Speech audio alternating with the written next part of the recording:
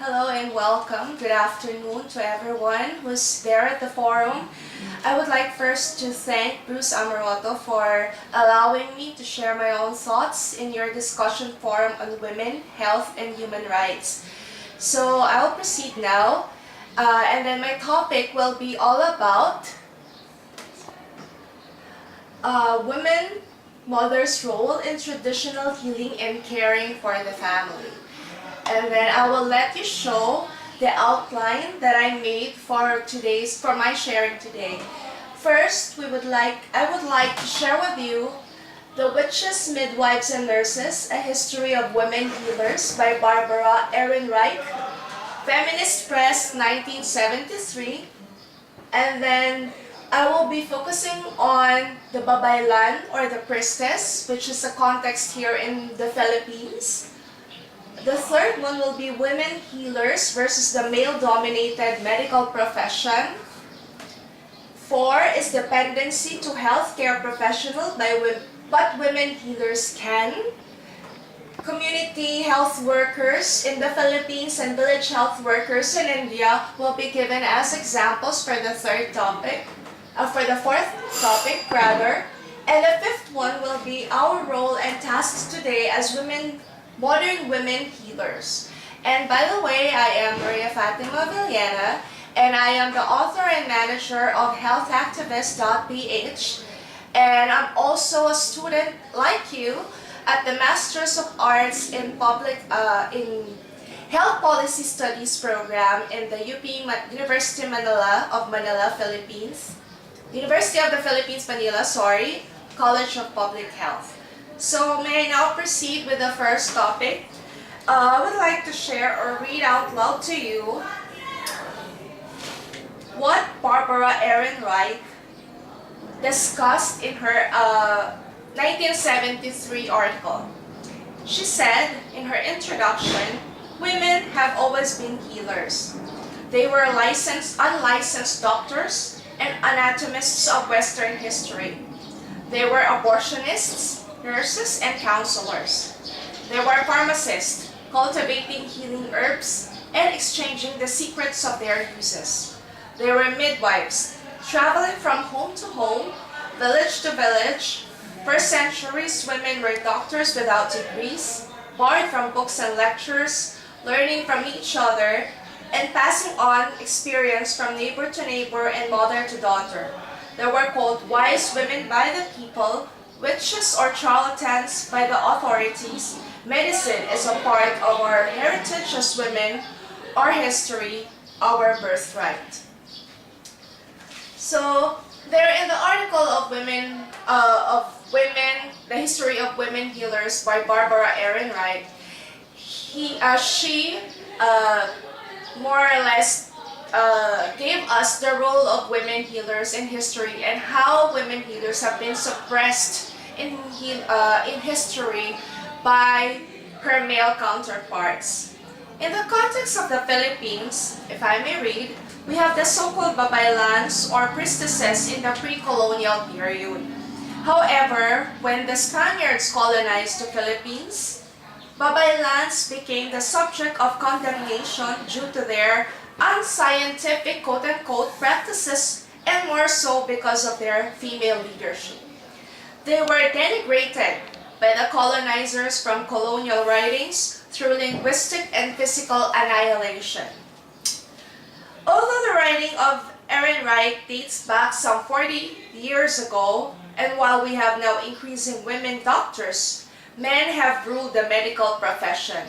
For a time, while women was delegated to the nurturing and housekeeping tasks, and men do the scientific part, or science part rather.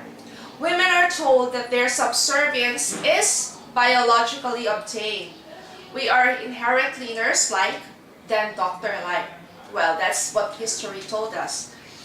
Theories such as defeated by anatomy before being defeated by men, that men have superior technology and that male science, more or less, automatically replaced female superstition, which was now called the old wives' tale. However, history prove these theories wrong. Women have been autonomous healers for women and the poor. It was the male professional who clung to untested doctrines and ritualistic practices. And it was the women healers who represented more human, empirical approach to healing. Women healers were people's doctors, and their medicine was a part of people's subculture. While the male professionals, regular doctors, they call it, served the ruling class. For more of the history that I'm reading to you right now, I've lifted them again from The Witches, Midwives and Nurses, A History of Women Healers by Barbara Ehrenreich, and I'll be sharing with them to you through Bruce. I have sent him a copy of this. At this point, because of history, we have depended greatly on the medical profession to heal us. Us and our families, and gave too much power to the healthcare professionals to decide for our own and our family's health. Because of this, it feeds on a medical health system that forgot or ignored what we can do as a woman and mothers in the family in terms of healing. But especially here in the Philippines, we can't even cope in the rising need for healthcare because of the lack or maldistribution of healthcare professionals. And like in many other countries or third world countries or middle income countries, healthcare professionals here in the Philippines are being exported in other countries. Like for example, our doctors and nurses are more abroad than here in the Philippines serving our people. It didn't trust the system in itself, didn't trust the women health workers to do the job. In the Philippines, while midwives are still present, their law is restricting them from administering life-saving drugs, and the doctor always has the last say. Unfortunately, traditional birth attendants are now barred from delivering childbirths, especially in the rural areas. Our health policy right now is to let the women have or do their childbirth in a facility by a healthcare or skilled healthcare professional. Although midwives are included there in the team, but again, the ones that will give the last say will be the doctor. I say that this is a remnant of the old days and a patriarchal system component of the health system. While in other countries, such as in some parts of India, the JAMK Comprehensive Rural Health Program or CRHP was able to trust leprosy survivors from the untouchables case and, most importantly, a woman to deliver healthy babies into the world. They are the village health workers. Here in our country, the Philippines, I am a part of a research project which is mainly to draw evidence from community-managed healthcare programs run mostly by women community health workers to prove that they're capable to care for their communities based on the community's identified health or health-related problems. These problems will be decided by the community. It can be not about disease, but rather, for example, garbage collection is a problem if they identify it as one. Water sanitation is also another problem. But that's not really about diseases. It can contribute and affect one's health. More so, this is what we call the social determinants of health. Or, in layman's term, a healthy environment.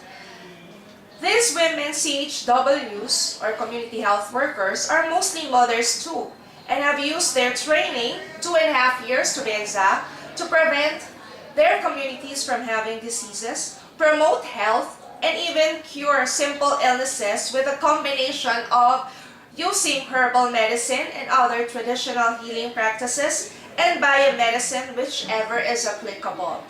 And they also have established a referral system of doctors. For example, they have identified a disease of a person, of a neighbor, patient of theirs, to be a doctor's case. And what are these doctor's cases like? They are the non-communicable diseases such as diabetes, tuberculosis, or hypertension. In short, if given the chance, if space is provided, women and mothers have the ability to care for the community, contribute to less or cost-effective and accessible healthcare services to make health systems rights-based. Because women respect, most importantly, culturally acceptable healing practices, and they integrated this into their system of healing. So let me conclude or give you some recommendations, which I lifted also from Barbara Ehrenreich's article and also from my experience here in the Philippines. Women mothers should take an active role in recapturing her story or his story as health workers.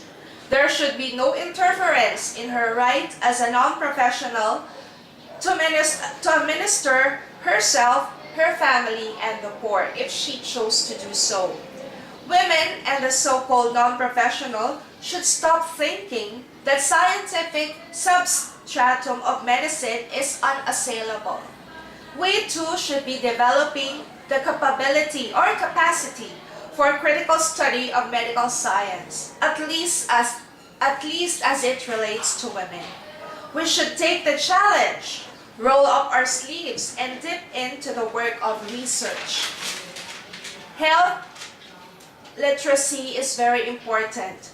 We should demand the information taken from us by researchers and bring it back to us to inform us, and so that we can make informed health choices. Medical science should be a liberating force to serve us, giving us control over our own bodies and power in our lives as health workers. Every effort to take hold of and share medical knowledge is a critical part of the struggle. Like know your body courses, literature, self-help projects, counseling, and women's street clinics. So I hope you have lifted some good points from my sharing of my thoughts about the women or mother's role in traditional healing for the family and the community. And I hope you can discuss it more in your discussion forum this afternoon. Good day.